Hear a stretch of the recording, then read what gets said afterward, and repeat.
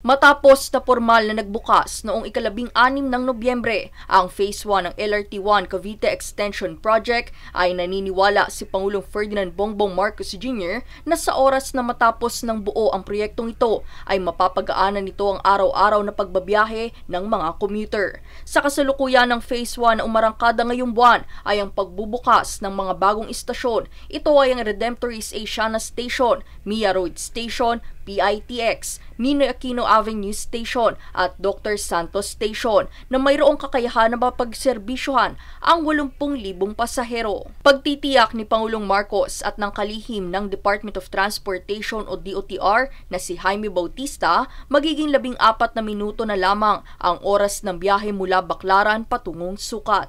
Kaya't hangad din ni Marcos na matapos sa lalong madaling panahon ang natitirang 3 istasyon sa Las Piñas, Zapote at Niog nang sa gayon ay maging 25 minuto na lamang ang magiging biyahe mula Baclaran hanggang Bacoor, Cavite. Ayon sa Pangulo, marami pang proyekto na pangtransportasyon ang patuloy na isinusulong kung saan ang LRT1 Cavite Extension ay isang patunay sa dedikasyon ng pamahalaan na mas maging komportable at mabisa ang transportasyon sa bansa.